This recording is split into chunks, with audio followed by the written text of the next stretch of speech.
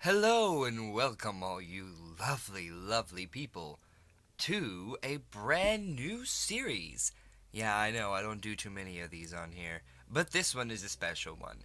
So, today we will be doing the first official episode of Behind the Madness with Fear itself. Now, if you don't know what this series is, I'll give a quick rundown. Basically, this series will be going behind the scenes of my story, Madness in Wonderland, because when I was writing it, there are tons and tons of things in it that people won't pick up on the first way through, and probably won't pick up on unless I directly explain some of it. And it's always fun to get the writer's perspective on some of the things because it makes it a little more interesting whenever you read the story or hear the story. Now, keep in mind I will not be giving away spoilers that I have not already mentioned in the story. In that case, I will only be making vague mentions of things to come, foreshadowing things that will be in the story, of course. But if they have not been directly revealed in an episode that is already up on the channel, of course it won't be revealed here. So don't get any ideas that this is going to be a spoiler kind of thing. It's not really going to be that. And of course, if this gets a lot of support, then I will of course bring on the other cast members at some point. I'm not sure how I'm going to be able to do that, but by God, we'll see if we can do it. Maybe one of them can help me with that. I'm actually not really good savvy-wise on tech on the internet, surprisingly. I don't really know a whole lot of stuff. I do like the most basic stuff, really. It's kind of sad. Anyways, back to my terrible series. I mean, my wonderful series. This is already turning out to be fucking fantastic. Oh, there's the first fucking. Alright, there's the demonetization right there. Okay. So, today we will be analyzing the first chapter. And the first chapter was called Descend Again. Now, this first chapter is actually kind of this first part. This is like the first thing I came up with whenever I was thinking about what I would do for like a mysterious, like a dark Alice in Wonderland. The first idea I had was the scene where she's falling down the rabbit hole. Now that's one of my favorite scenes in the entire movie, both of them. And of course the Disney one, the first Disney one is my favorite. I do enjoy the Tim Burton one for some of the things in it, and you'll see some of those things in my own story, but for the most part, I actually would prefer the traditional one, which you will see a lot of references to as well in this story. So, I thought of, my take on it was rather than falling down a hole, maybe they couldn't see anything.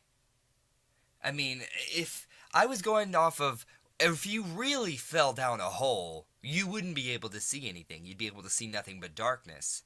So I kind of took inspiration from that. And then, of course, I had the idea of that kind of being the gateway between reality and, of course, Wonderland. It's kind of a barrier. It exists as a barrier between the two. And you have to enter that void to get to either of these places. Reality, of course, and Wonderland. And they are separate, of course. So there's kind of like these three different spaces. And this is the first one that we're plopped into. And of course, I probably confused a lot of people because this is the first chapter, of course. It didn't have a lot of explanation in it. It had more setting up for the rest of the chapters than anything. Which is what I did have to do because I have a lot to set up in the story. But as you all know, that's already going on. So let's get into chapter 1. The sound of a clock can be heard ticking in the background. And that was the other thing that I kind of thought of. I was like, well, if she's in this place, the thing that I always associate with Alice in Wonderland is like ticking clocks and tea parties and hearts and all the card shapes, stuff like that. All that kind of stuff. So, the ticking clock symbolizes the transition into this void, into this place of mystery. Because they don't know what the void is. Of course, Wonderland is its own thing. This void is yet to be explained in the story. Alice is wondering where she is. She's confused. She's asking who she is, why she can't see anything. And the clock keeps ticking, and she's asking herself what's going on. And all of a sudden, her father snaps her out of her phase. And she, of course, is confused because she was just surrounded by darkness. She couldn't see anything. And a clock, she could hear a clock, but that was it. And then, all of a sudden, she's right there in reality with her dad. And her dad, of course, asks if she's been listening. And she says that she must have dozed off. Keep that phrase in mind throughout the entirety of the story. Dozed off. That's a very important phrase. So she says she must have dozed off. And he says, "Oh, I swear, you'd forget to pay attention if your life depended on it." That will also come into play. You've got to get a grip on that wild little mind of yours. Now, he says this with a chuckle, but it's true. She smiles at it, and she remembers something about her daydream. She doesn't remember. She calls it a daydream. It's the dozing off. She thinks it's a daydream. She thinks she's just kind of not paying attention like her father says. That is what she's under the impression of this entire time. And then she doesn't know why it came to her. She doesn't know why, but it's there regardless. She remembers that she's been, quote, dozing off a lot. That's what her mother originally called it. Her mother called it dozing off.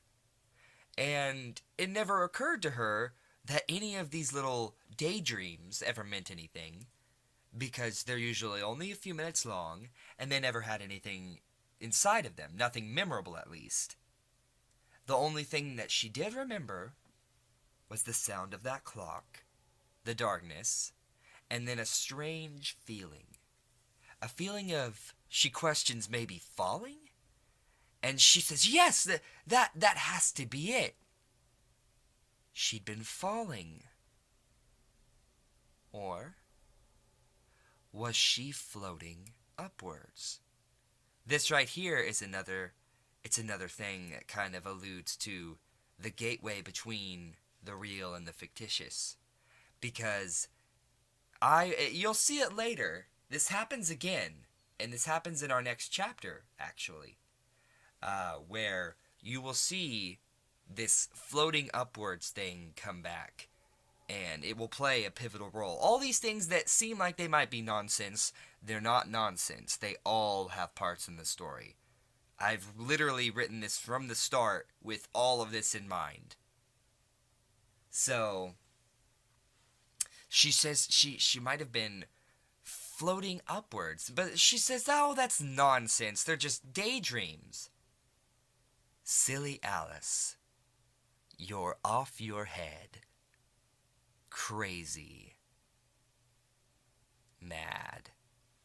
And when she remembers the word mad, it seems strange to her. Like she knows something about it. Like there's a secondary meaning to it in her brain, but she just can't quite get to it. And she says, there you go again, Alice. Just reminding herself she's simply daydreaming. She's not focusing. It has nothing to do with the real world. Or so she thinks at the time.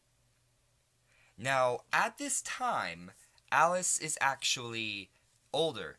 I haven't established exactly, but she's older in this part of the story. This is the present day that is occurring right now, after Alice has already been to Wonderland, after David has already been to Wonderland. Spoilers, by the way, if you haven't already watched those chapters. It's not really spoilers because the chapters have been up forever, so if you're watching this, you probably have already watched those, I'm assuming. I would hope. But anyways, yeah, after all of the Journeys into Wonderland. This is the current part where it is coming back, and both of them, well, Alice doesn't see it yet, but David will start to see it, and his mother will start to, and her mother will start to see it, and it'll all play back in to the present day. Now, it's going to be a long time after this first chapter. Technically, this first chapter is the only chapter based in present day. The rest of the chapters are in the past so far. But I did that for a reason, because I had to set up everything that had already happened before you can understand what's happening. So I had to go into Alice, of course, first, because she's the first direct person that is connected to these things, of course, and you can't start out an Alice in Wonderland story without Alice, right? So that is why she is in the first few chapters, and then up until chapter 6. And then after chapter 6, she is not in the story for quite a while, as we have to explore what happened to David as a kid, because it's David that sets up everything that happens to Alice. So, it's all a part of that same thing. And that's why I had to do it this way. And that's why it didn't make a lot of sense to a lot of people why I was jumping back and forth, but really it will make sense in the future. And there's also a strategy as to why I did that, because if you find out when you find out on a later episode of this series who the Hatter is based off of, you will 100% understand why I wrote the story this way. It will just make 100% sense to you. You will have no question in your mind. So, anyways, back to what I was saying. Now, she hears her dad's voice echo in her head, "You've got to get a grip on that wild little mind of yours." And she says, he's right. She needs to start focusing more. And then we enter a flashback where Alice is in her classroom dozing off at her desk. And her teacher, Mrs. Cromwell, comes in saying, dozing off in class. Sorry, she says dotting off, but basically dozing off in class again, Alice?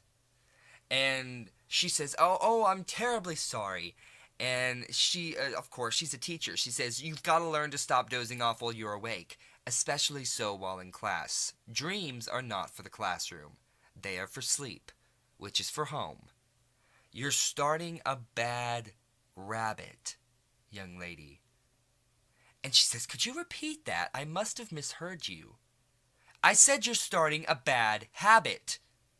There you go again, never paying any attention. I'm this close to alerting your father. And of course she gives her one last chance, but that right there, she was hearing something that sounded like it, but it wasn't what she heard. She heard rabbit. Why did she hear rabbit?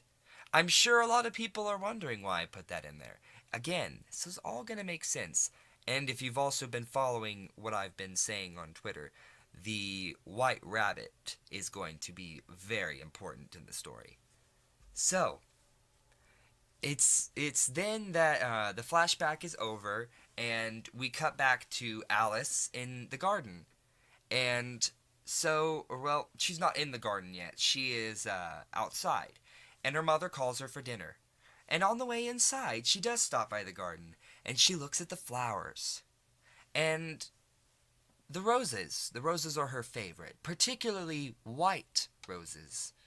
And she says that they're just so pure, so clean, so wonderful. Wonder. Another strange word. She said, how could it be strange, though? It's nothing special. It's a relatively normal phrase to use in day-to-day dialect, but it still seems strange. But maybe not strange, she says. Maybe familiar. She doesn't know how it's familiar. Of course, she's heard the word spoken, but as she gets to the entrance of the garden, she looks at the flowers again, and she says, land. I wonder how the land is like. Does it have feeling? If I poke it, does it hurt the land? Am I a part of the land?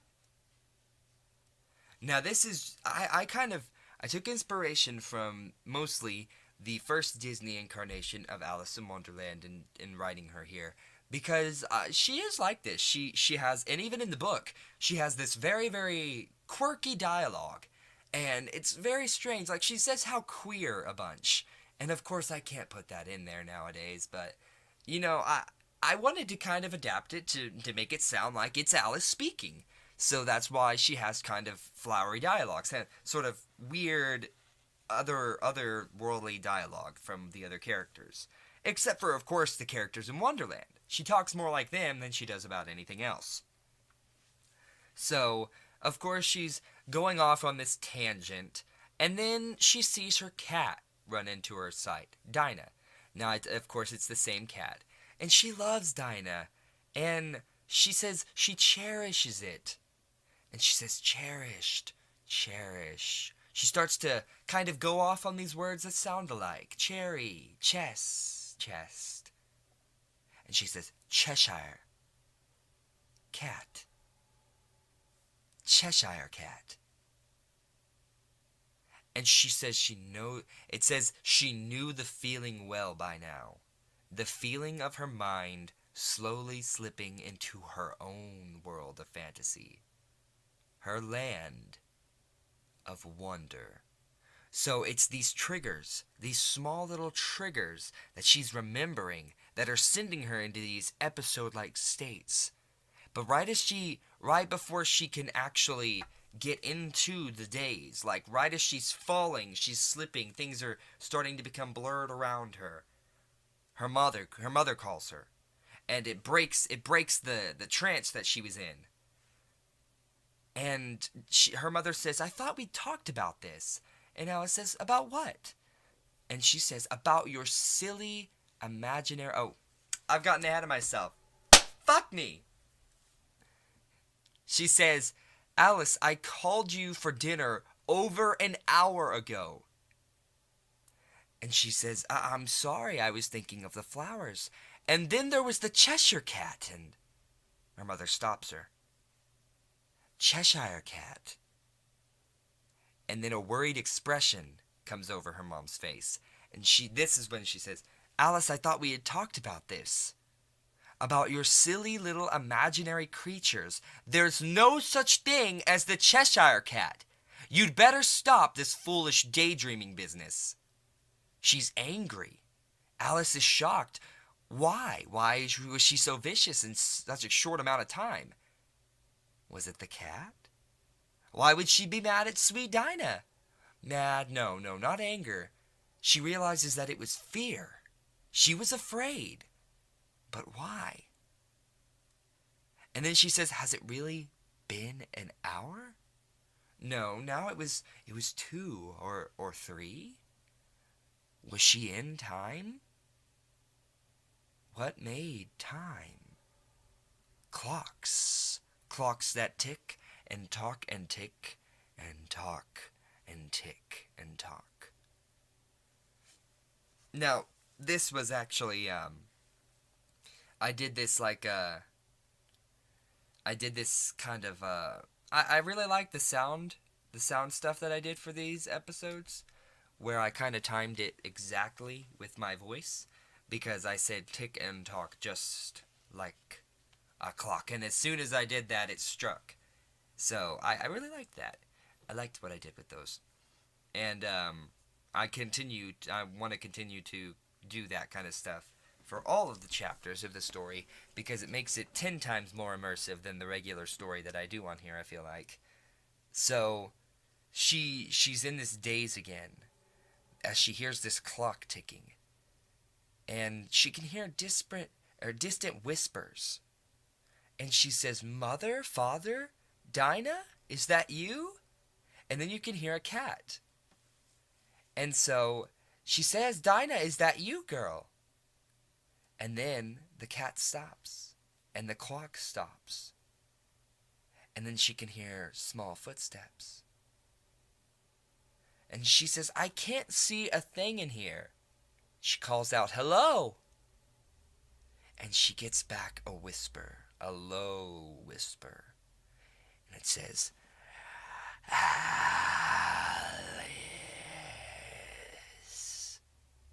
So she says, who's there? It says, it's been too long, Alice. And it laughs. She says, "Who is that? Show yourself." It says, "In time, sweet, sweet Alice. Tick-tock, tick-tock. Time goes by. I'm afraid I'll have to be going now. I'll be late for the party otherwise." It says goodbye to Alice, and it laughs. And then Mrs. Cromwell's voice booms over. She says, "Answer me now!" And Alice she's startled out of her daydream. She's so confused. How did she get here? She thought she had just been home, and then all of a sudden she's here. And then, before she has any idea of what's going on, she's in the principal's office, and her father is lecturing her. Her father is angry. This is the, 5th time this has happened in the last week? So he says, "Alice, this has got to end. The little game has gone on quite enough. This daydreaming nonsense is going to stop today." He says, "I'm calling Dr. Richards in the morning, and we're ending this." Dr. Richards. It says his name brought little to the mind that could be considered as enjoyable. Now, this doesn't mean he's a bad guy, but you'll see exactly why Alice does not, quote, enjoy his company. In fact, not much rang a bell at all in Alice's head at the mention of his name. That right there is a very, very pivotal thing right there. It doesn't ring a bell in her head, but they have met before. Almost as if they were there and then gone. It says she doesn't know if he was nice or caring or...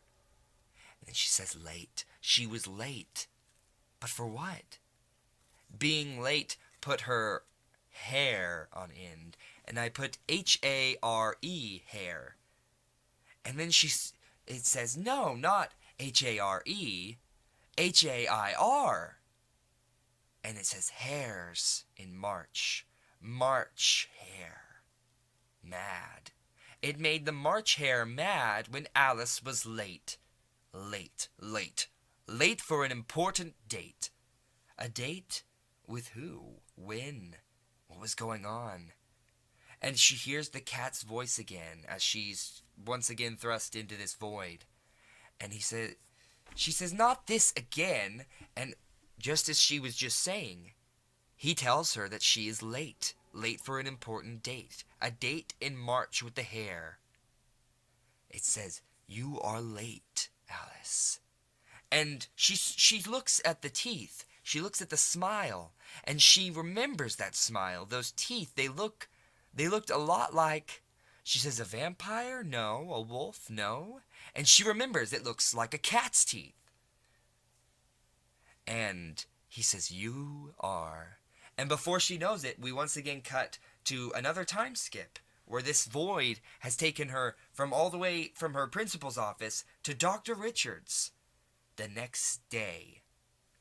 And he says, "You're not paying attention to me." And she doesn't realize how she's gotten here. Has she been here the whole time? Was she asleep? Was she dreaming at all? Her date, who was it with? He was mad at her. Mad at her.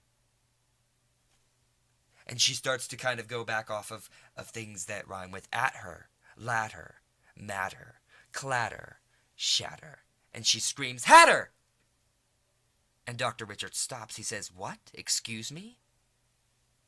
And she says, "The Hatter, the party, the hare. It's March. It's March and I'm late for a date with the Hatter and the hare and the cat, the Cheshire one." Silence comes over the room. The doctor seems to have the same expression of fear that Alice's mother had. And again, why was he afraid? Of the hare? Of the Hatter? And then she says it. Wonderland. The doctor says, "Oh God, no." He is terrified. She says, "I'm terribly late for the tea party. The Hatter gets right steamed when I arrive late to the party." And he says, "Alice, I thought we had forgotten about Wonderland." He's become shaky with his tone.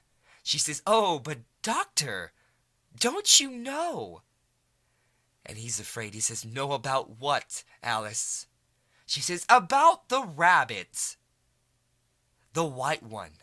He wants us to follow him down the rabbit hole into Wonderland."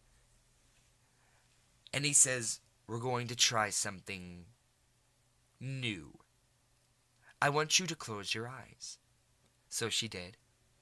And he says, "Take a deep breath and then let it out."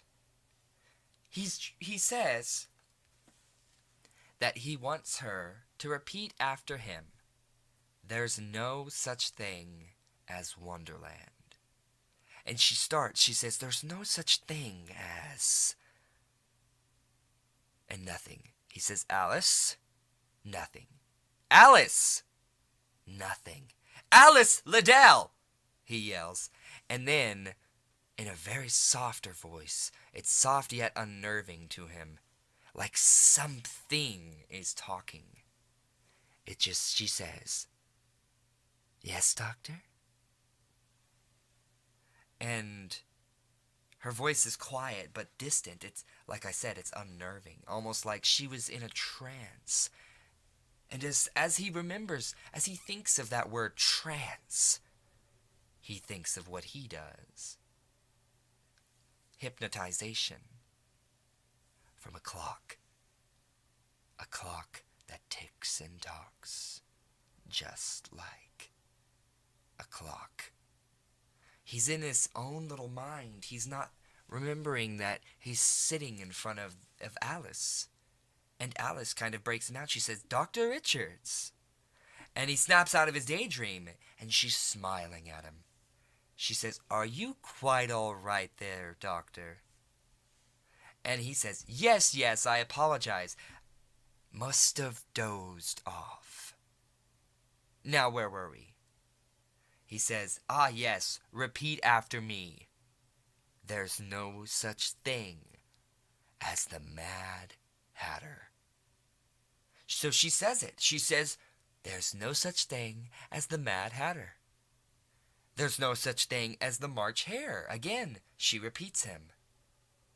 And then he gets to the rabbit. He only gets to the part where he says, "the white rabbit." And he stops. She says, "Doctor." And that clock can be heard. The doctor is now a part of that void.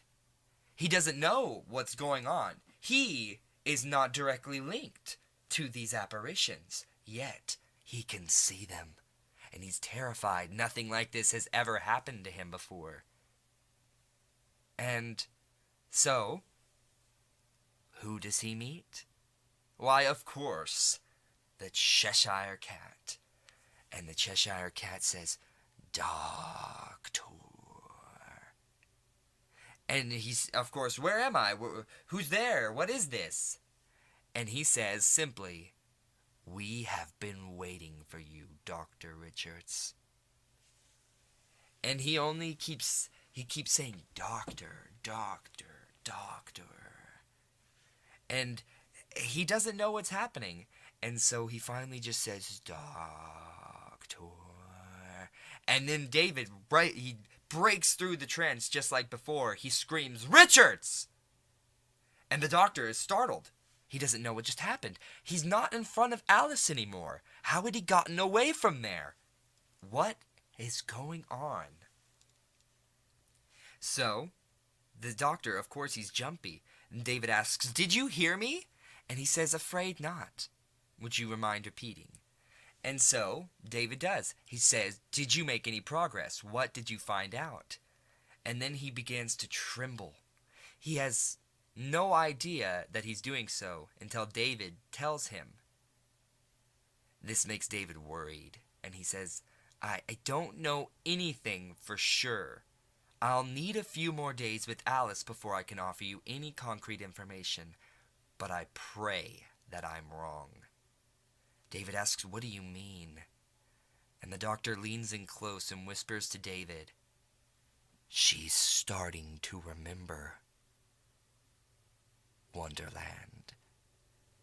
And the father, just like the mother before, starts to shake in the same manner as the doctor in front of him.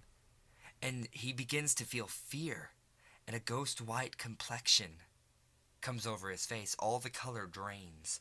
He says, "Are you positive of that?" And Dr. Richards, he's quick to put his hands up and say, "Don't freak out. Not yet, anyways. We can only hope that she doesn't remember him." Now, I'm sure you might be wondering what I meant by that. Who is him? If it's not the Hatter, which she's already mentioned. But listen very closely to how they mentioned the Mad Hatter before. He is never mentioned as the Mad Hatter except for twice in this story. Every other time you will see him named, he will be simply called the Hatter.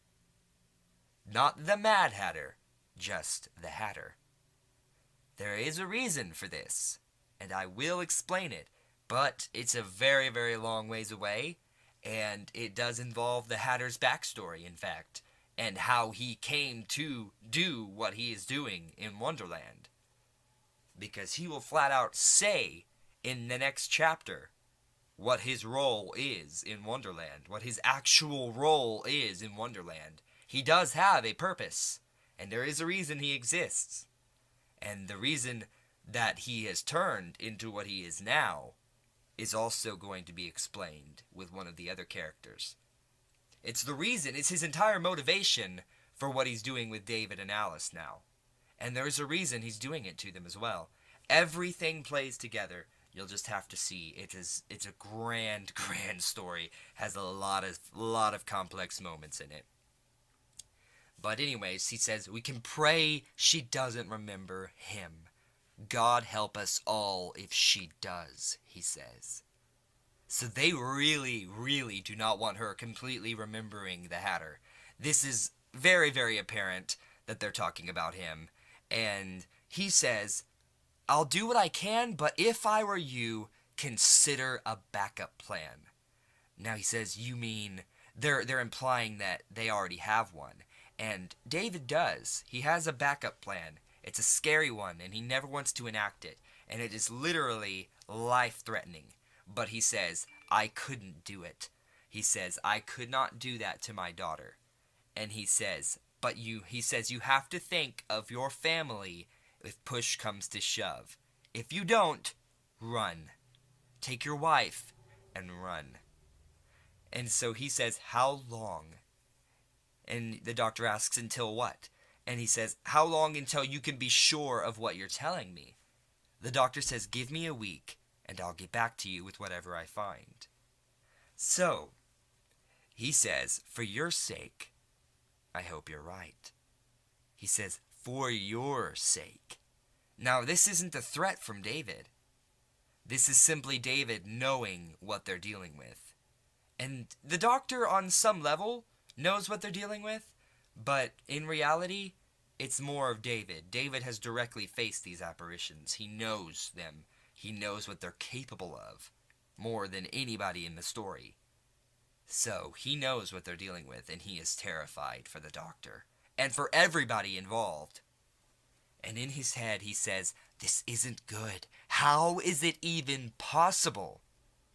I thought we had taken care of this last time. He says, she can't remember. There's no explanation for how she could possibly remember. Not after what we did.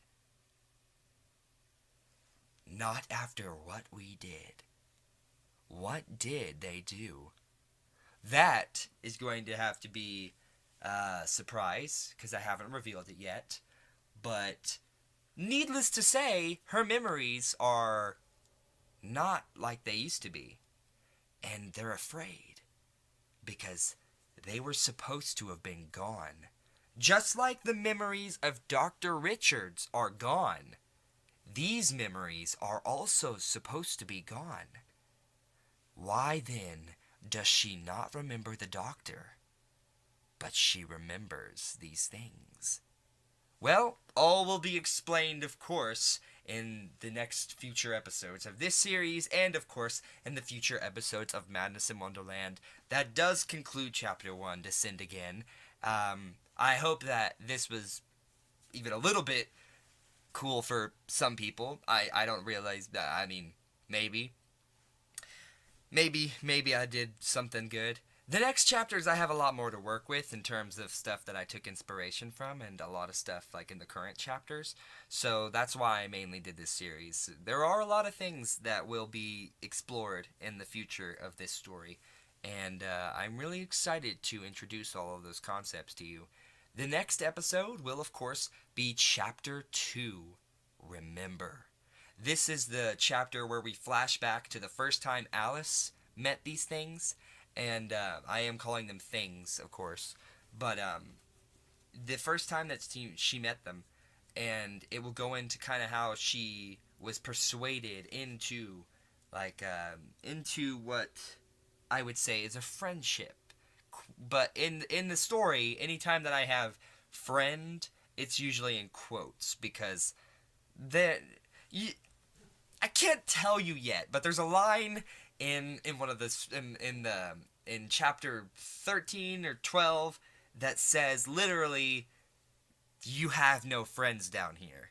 I can't tell you exactly who says it, and I can't tell you exactly what that person says, but it's gonna be really good, and it's shush. I'm a dog, so yeah. That was chapter 1. I hope you all enjoy, everybody, and come back next time for chapter 2.